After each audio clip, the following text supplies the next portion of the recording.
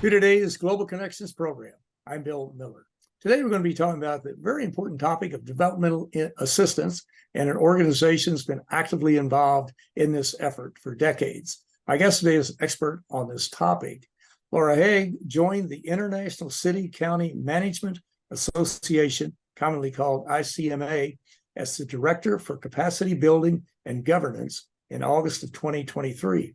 Her career includes more than 30 years of experience in the public, private, and nonprofit sectors in the United States and internationally in the fields of local governance, economic development, public outreach, communications, and strategic policy efforts. Laura Hagg, that's quite a resume. Welcome to today's Global Connections program. Bill, thanks for having me here. I appreciate you being with me today. Let's jump right into it with a very obvious question. What is the ICMA, the International City County Management Association? Actually, ICMA was founded way back when in 1914. It was 5 city managers got together. When the city manager form of government was created in the early 1900s, they got together because they wanted to professionalize the profession and the position of city manager. So to this day, we have more than 13,000 members around the world, including partnership relationships with more than 35, I should say, local government associations. So we do a lot with our members who are city managers, department heads, all those people who run cities every day. And every country has cities, without a doubt. Even Singapore, which is a city-state, that has them. Very true. Well, you've been involved in a variety of projects in the past and currently too. What are you doing right now? And then we'll go back and look at some of the activities that you've had in the past.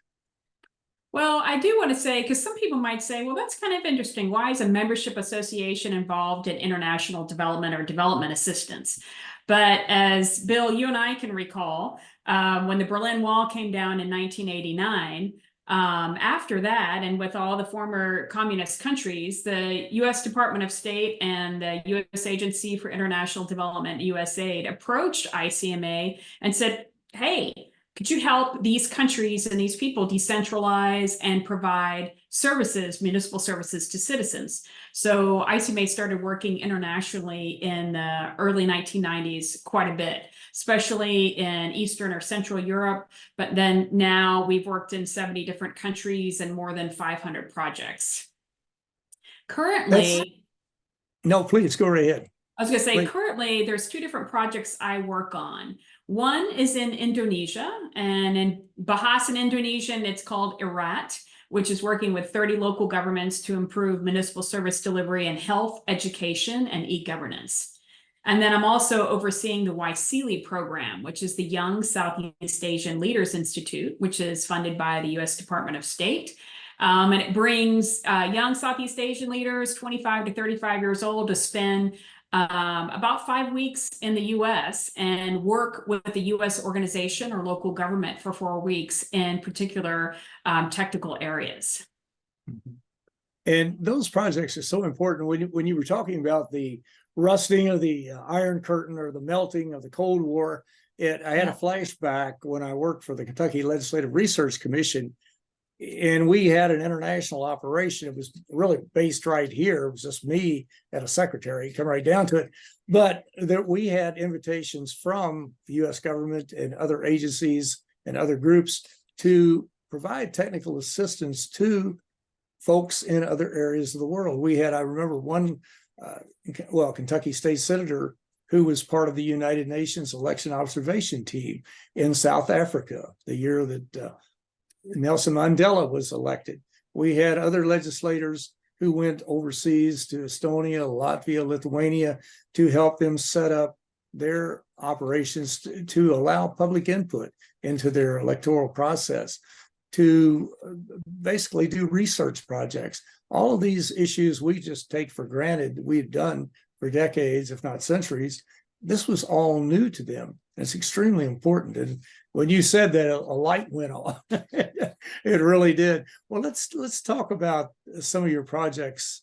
You've been in some very interesting areas of the world. You were in Jordan, Tunisia, Ukraine, Afghanistan, and a variety of other places. How do you think about those today when you look at some of the projects that you were involved in and the importance of them then and how they're doing today? It's a good question, because you can imagine, Bill, that my heart and I'm attached to Ukraine. I worked there just for 1 year. It was the last year of our project. It was with the Federation of Canadian Municipalities, and we worked with 16 cities in Ukraine on local economic development and strategic planning. And I do know that the work we did was important then, and it's still important now, even after Russia invaded. You know, one of the things that we did for local economic development is with these 16 cities, is we helped them develop investment videos, brochures, information to attract foreign and domestic investment. You know, many of these cities hadn't collected the data that businesses would be interested in. What's the education level of your citizens? What are the other sectors involved? What kind of technical expertise do you have? These things, I think, you know, in the US and elsewhere, we take for granted. They didn't have that. And we really built their capacity. And in one of the communities, they attracted the sports equipment manufacturer Hagg tennis rackets. And it's really still important to this day, because when Ukraine wins and they need to rebuild, many of these cities will already have the technical know-how to be able to attract foreign investment, to be better organized for reconstruction and rebuilding efforts. And these are projects that pay off in the long run. It helps to develop the people and the infrastructure from the governance standpoint in those countries, but it builds goodwill and friendships between various groups and Americans and American cities. So it's extremely important to be involved in these projects. What do you perceive as some of the major challenges today? Well, we know what's a major challenge in Ukraine right now, the Russians, obviously. That's the number one challenge. But what do you see as some of the major challenges today to try to help people better understand the importance of these projects and to get involved in them if at all possible? You know, I was thinking about that, and you mentioned, Bill, of course, one of Ukraine's greatest challenge right now, of course, is that Russia has invaded. And I think one of the challenges I see in misinformation and perception, where we get information, but also to step back and take a look to say, if we think about our world, do we want a world based on the rule of law, like we have here in the US and many countries? Or do we want a world based on authoritarian rule, where you don't have freedom of speech, you don't have freedom of assembly, you may have oligarchs and people just taking what they need, you don't have free and fair elections? And I think it's extremely important as we talk about these issues and why do we do these, you know, especially in development, why do we do these projects? Why are we involved?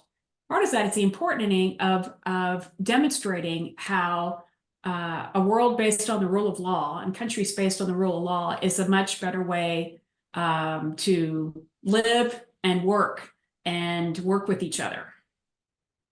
It certainly is. And we see tendencies right now in the United States where people are pushing to set up an autocratic type of situation, which is not going to be one that'll be approved by a large number of people in this country, I don't think, especially if it actually happens. Well, you're watching Global Connections Television, which is a privately funded, independently produced program. The opinions expressed on Global Connections are solely those of the moderator and his guests. We'd invite our viewers to go to our website at www.globalconnectionstelevision.com to view previous programs. Also, if you're involved with a PBS or community access television station, or perhaps an educational institution that has an intra-campus television hookup, or you have a podcast, or you just have a computer, you like our shows and you would like to share them, please feel free to do so. Global Connections Television is provided at no cost as a public service to help us better understand international issues and how they impact our lives. Today, we're taking a look at a very interesting organization that's called the International City and County Management Association, and the major role it plays in providing developmental assistance to a large number of countries around the world. My guest is an expert on this topic. Laura Hagg joined the International City County Management Association as the Director for Capacity Building and Governance in August of 2023. Laura, we're talking about the importance of developmental aid, and so often I think a large number, especially in America, I've never seen so much misinformation and disinformation. Now, obviously, a lot of the news outlets, the media outlets, aren't always going to get it right, but I've just never seen so much negative information coming from certain groups. And this is maybe just my own observation, coming like from One America News, Fox, different ones like that. But there are so many myths as to how the United Nations is a one world agency or one world government. The UN is overfunded. The UN is totally ineffective, that all this foreign aid is wasted, that we're putting in 25 to 30% of our budget into foreign aid, which is totally wrong. It's way under 1%. But how do you and your colleagues deal with these myths that are out there? Part of it is it's incumbent on us, if we're working in international development, we need to make it relevant to people who are asking about it. Actually, I was talking to a colleague. I was in Washington, D.C. for some meetings not too long ago, and I talked to a former colleague who had specialized in Southeast Asia. We were discussing things, and his frustration was, he said, people don't talk in a language that folks understand. You use a lot of acronyms, or you don't talk that make it's not relatable. So how do we make it relatable to understand why we should care about international issues, why we do need to question, we need to think critically. And I think there's a number of ways that we can do that. And when we talk, how do we make it relevant? Why was the invasion from Russia into Ukraine relevant? One thing that we all saw is we saw the price of gas and wheat go up, and especially wheat and also sunflower oil, because Russia had cut off the Ukrainian ports. So the world around us affects us, whether you're in Frankfort, Kentucky, or you're in New York City, or you're in another community, you're in Iowa City, Iowa. What's happening in the world affects us all. And it wasn't always like that. We didn't always have this 24-hour news cycle. So one, we need to learn more and think critically. But two, I think we all have to spend a little bit extra time to say, why is this important to me? Why do I need to learn about it? And those of us who are talking about it, we need to make it relatable, so people want to learn more about it. We certainly do. Is your group, the ICMA, are they doing any outreach to help raise the educational level, to be quite honest, of Americans? Because Americans, generally speaking, and the polls show this, do not have a good grasp of these international issues and what's being done on their behalf, programs that actually help America and other parts of the world. Do you have an educational program with the media or with the school system to help convey some of the information that's out there about this? We don't. That's not, as a membership association, our first priority is professional development among our members, which are city managers, department heads, assistant city managers.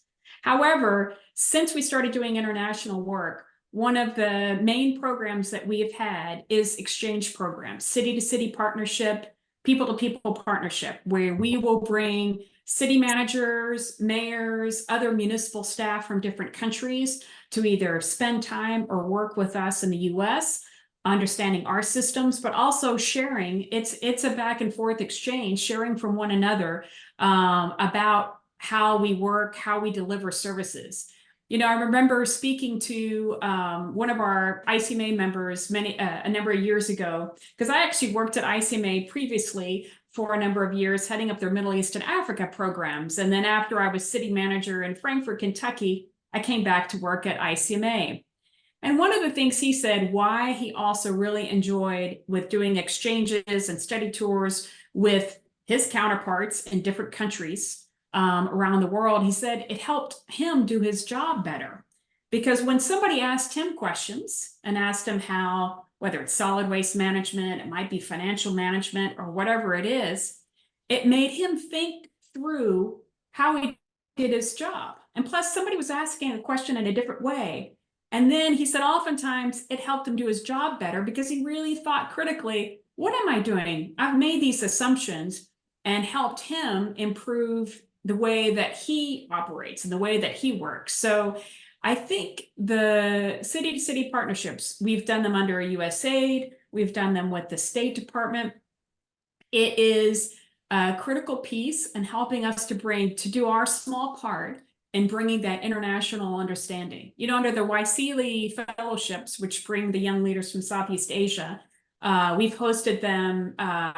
We've hosted young people from young leaders from the Philippines, from Vietnam, and Thailand. Really important in our community, and people do this all over the country. And I think that's something that's really critical. The other thing I'd like to mention is that recently, last year, the U.S. Department of State launched a new office. It's called the Office of City-State Diplomacy. And there is an ambassador who she served as one of the first deputy mayors in Los Angeles, who is leading this effort. And part of that is their effort is to increase the understanding of the importance of international issues, but also tapping into that wisdom and that expertise at the local and state level and bringing that in our diplomatic efforts around the world. That is so important, absolutely critical.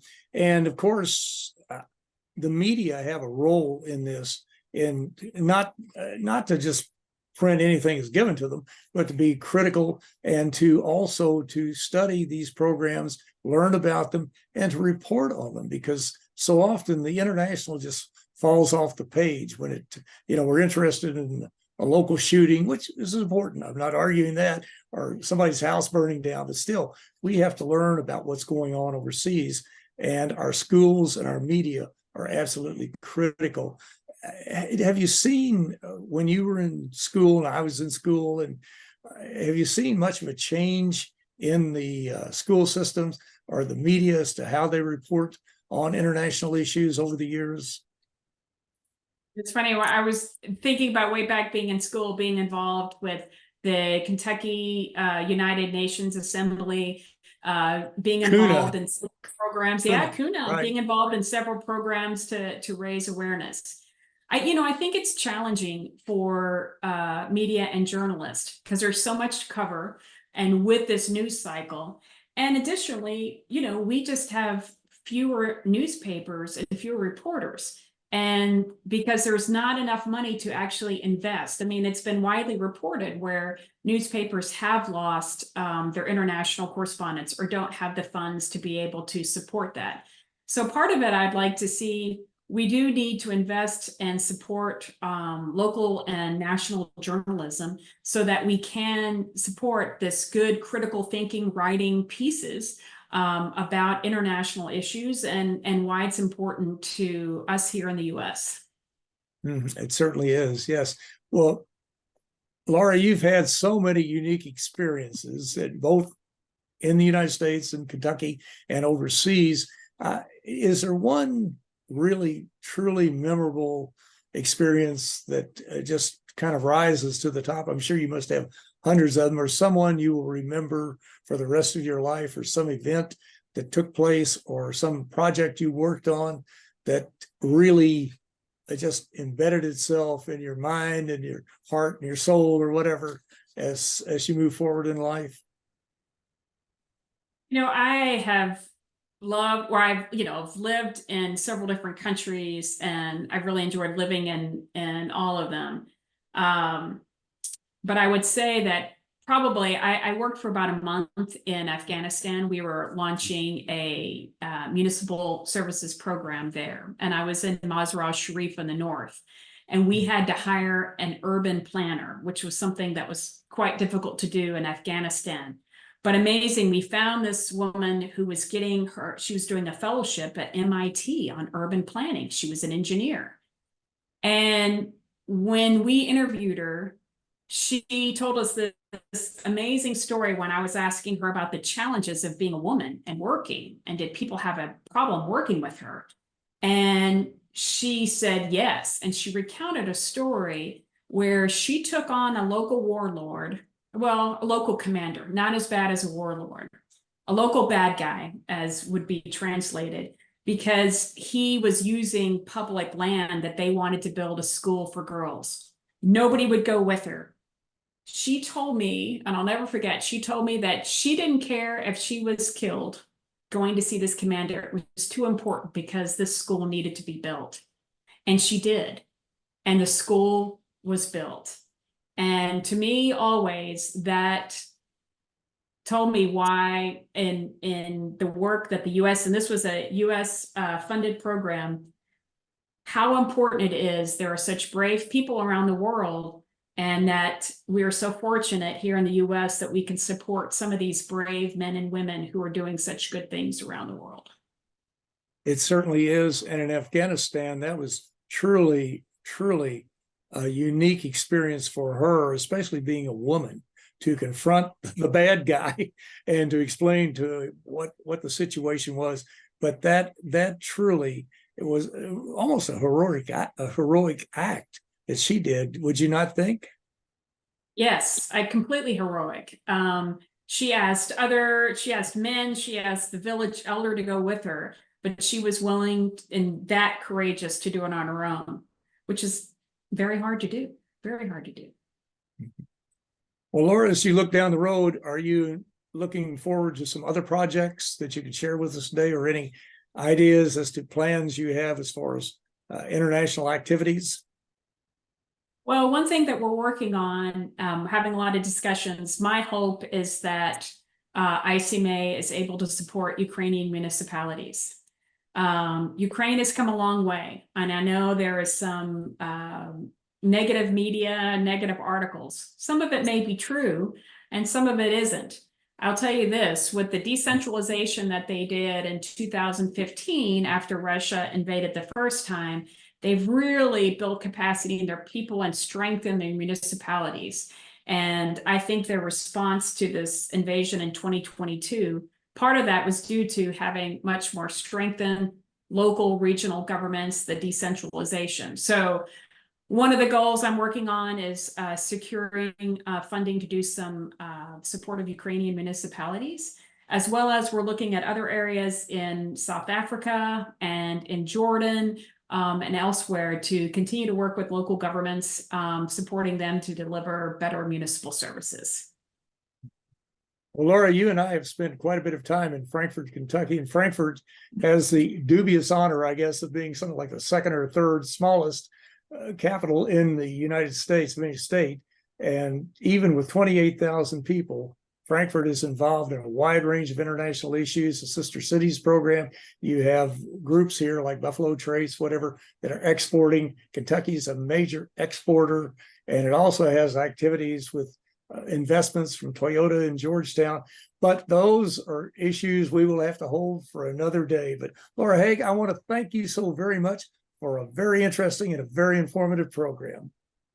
Thank you, Bill, for having me on your program. I really enjoyed speaking with you today. Thank you. My pleasure. I'm Bill Miller. Thank you for joining us today on Global Connections Television.